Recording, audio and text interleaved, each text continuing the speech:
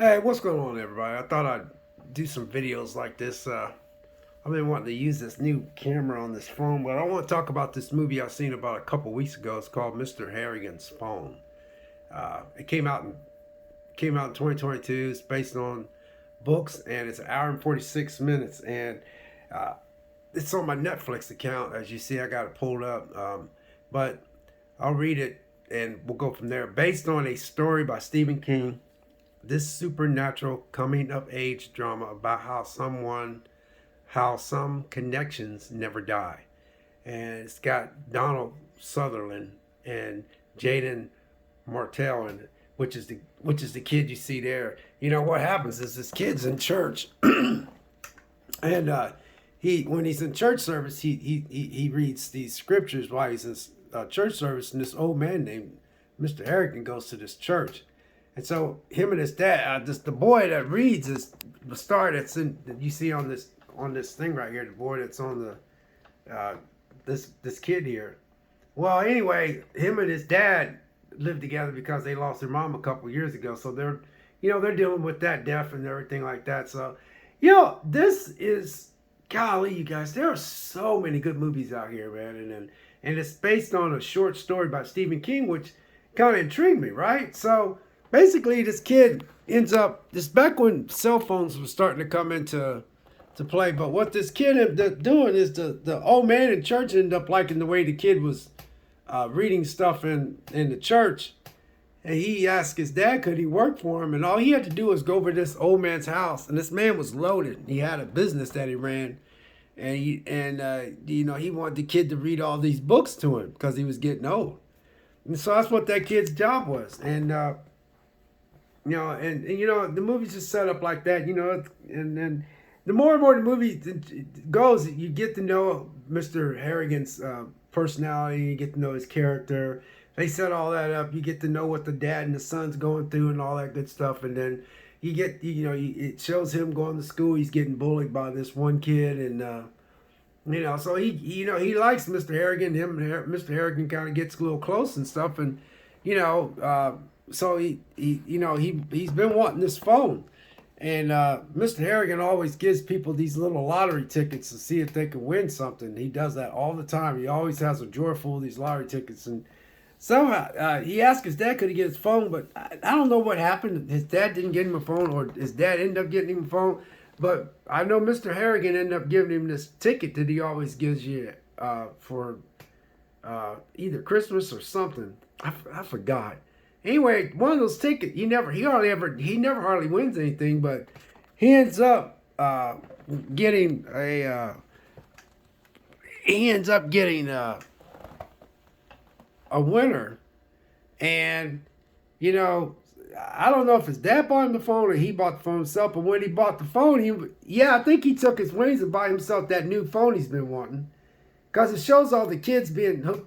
It shows how all the kids in high school was wanting those phones, and it showed how all the kids was looking down at their phone. And this is right when phones was just first came out. But anyway, make a long story short, he buys Mr. Harrigan a phone, and Mr. Harrigan's an old man, stuck in his ways. He reads the newspaper. He keeps up with his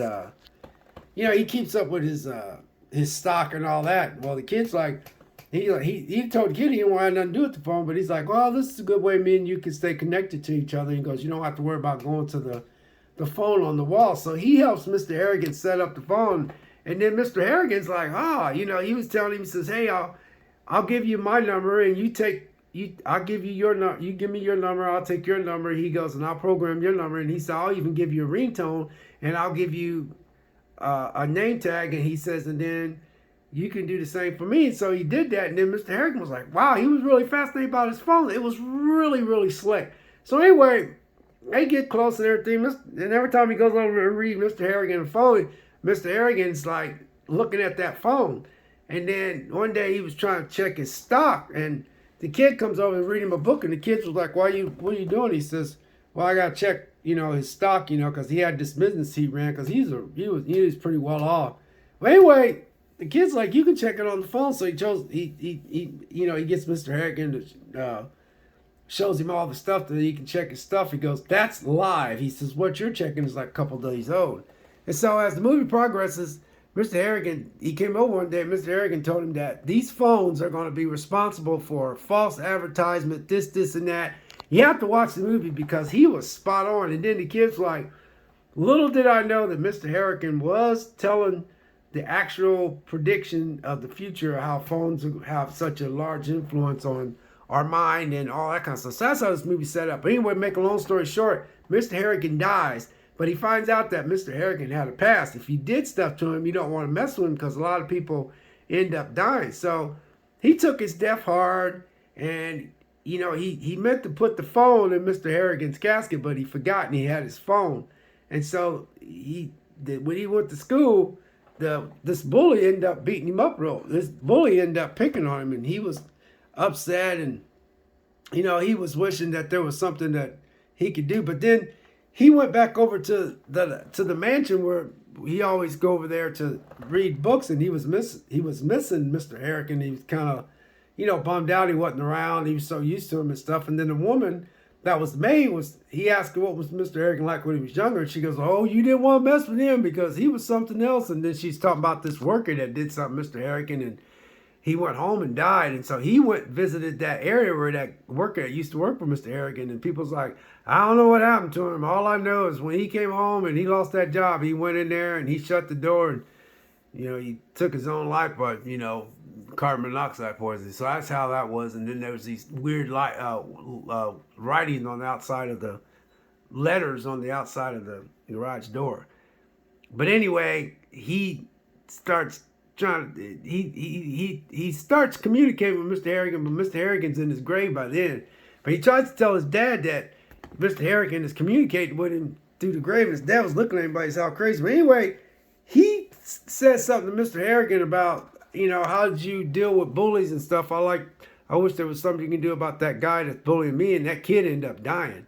And then later on, it shows him going to college his first year. So when he goes to college his first year, when he was in the school before he graduated, there was this black teacher that he liked a lot. He liked her a lot. And she got killed in a car accident by a drunken driver, her and her fiance. So his dad called him and told him to come back home because they have to go to the funeral. And he was upset about the black teacher getting killed. And then this black teacher was in the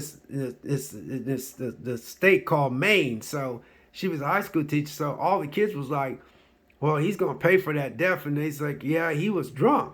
And so he went and found out that when the guy went to court, they just slapped him on the hand and gave him a big, put him on probation. And he had to go to this real nice place for his punishment. And he didn't like that. So he went to the phone and asked Mr. Harrigan about what he could do about him. And that guy that ended up being responsible for that teacher's death, he ended up slipping in the shower, and then he killed himself. So he died in the shower. So that freaked him out. So he started realizing that he had a connection with Mr. Harrigan in the grave and stuff. So towards the end of the movie, he ends up taking Mr. Harrigan's phone and throwing it in the lake. But it was a very, very good movie. And that's the best way I could, explain this to you. But man, this movie was very interesting. But I tell you what, there's some good movies out here, you guys. You just gotta look, and you just gotta stuff. I mean, I love stuff like this. It's just good basic good movies, So anyway, you guys, that's about all I got. I just thought I'd tell you guys about that. But anyway, that's it. Mr. Harrigan's Phone, man. It's a very good movie. I was really surprised, and I was really pleasant. So God bless, take care, and I'm gonna try to do some different stuff with this.